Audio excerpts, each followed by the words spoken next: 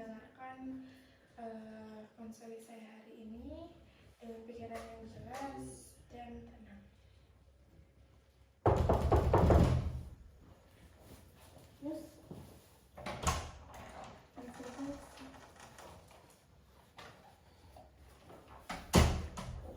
Oke, Nahja ya. Oke, apa kabarnya? Baik. Oke, sebelumnya perkenalkan, nama saya Nahja Ramadhani. Oke, terima kasih ya sudah datang di sesi konseling hari ini. Silahkan Nahja, di sini ada beberapa pilihan kursi. Pilih kursi yang menurut Nahja nyaman. Ini. Oke, boleh silahkan duduk.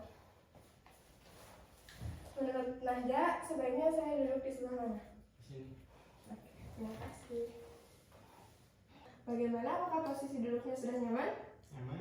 Dan apakah posisi duduk saya sudah nyaman dilihat? Sudah. Oke.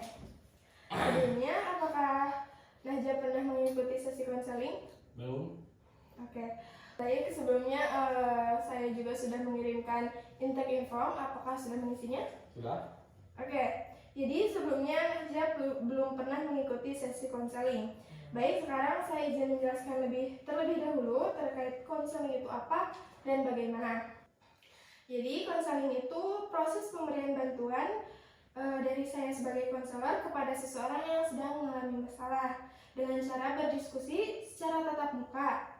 Nah, konseling ini bertujuan membantu Nahja sebagai seorang konseli untuk memahami diri Nahja sendiri, untuk mengatasi masalah dan mempelajari terkait cara untuk menghindari masalah di masa mendatang. Nah, di sesi konseling ini nantinya dapat 4 sesi konseling, 4 sesi. Hari ini kita melakukan sesi pertama dan sesi selanjutnya dilakukan setiap seminggu sekali. Sebelumnya, Nahja saya izin merekam dan izin mencatat jika ada hal yang perlu dicatat. Apakah boleh? Boleh. Oke, baik. Selanjutnya saya akan mengajak Nahja untuk sesi mindfulness agar Nahja sepenuhnya sadar hadir di sini. Silakan Nahja duduk dengan nyaman, dengan punggung tegak, tidak kaku. Kedua tangan letakkan di atas pangkuan. Sekarang tutup mata perlahan. Tarik napas melalui hidung secara perlahan. Keluarkan lagi secara perlahan. Tarik nafas lagi. Keluarkan lagi. Tarik nafas lagi. Keluarkan lagi. Sudah. Apa sudah merasa rileks? Oke, terima kasih. Sebelum masuk pada sesi konseling, ada beberapa hal yang harus disepakati terlebih dahulu. Terkait pembicaraan saya dan Nahja, sekarang ini bersifat rahasia. Namun, jika ada pihak lain yang ingin mengetahui seperti keluarga, teman, atau pacar, mungkin sejauh mana batasan yang harus saya beritahu? Untuk pembicaraan ini hanya ibu yang tahu. Oke, berarti untuk pembicaraan ini pihak lain tidak boleh ada yang mengetahui dan hanya diketahui oleh saya. Betul? Betul. Terima kasih atas kepercayaannya. Baik, maaf sebelum masuk ke sesi konseling lagi, apakah ada yang ingin ditanyakan terlebih dahulu? Izin bertanya, untuk sesi konseling itu berapa lama?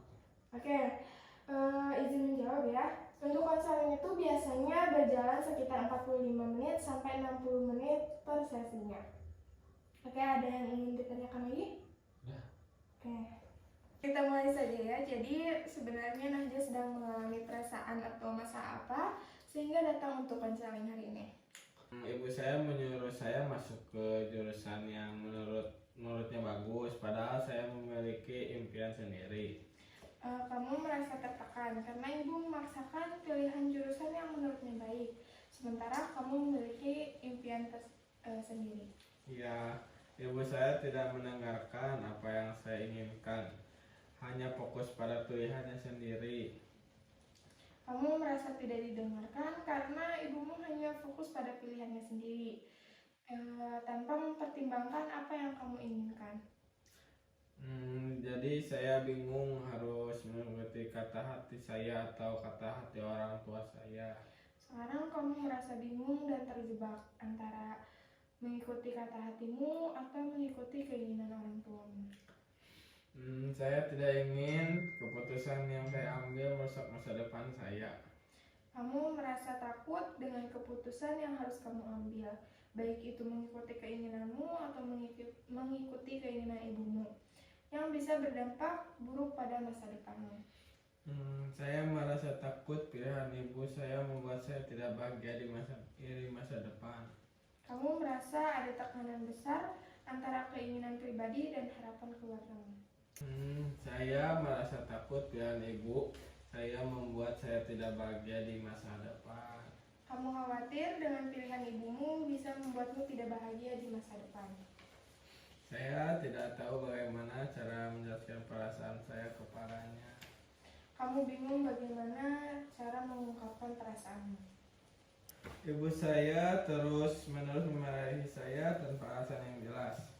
Padahal saya hanya mengantarkan apa yang saya inginkan.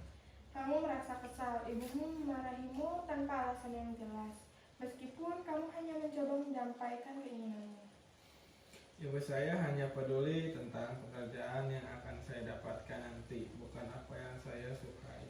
Kamu merasa kecewa, ibumu tidak peduli dengan apa yang kamu sukai, dan hanya peduli pada pekerjaan yang akan didapatkan nanti.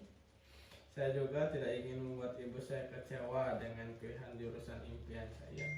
Kamu merasa khawatir tentang ibu kamu akan kecewa pada keputusan yang tidak sesuai dengannya. Saya ingin membuat keputusan yang baik, tapi saya juga ingin membuat diri saya bahagia.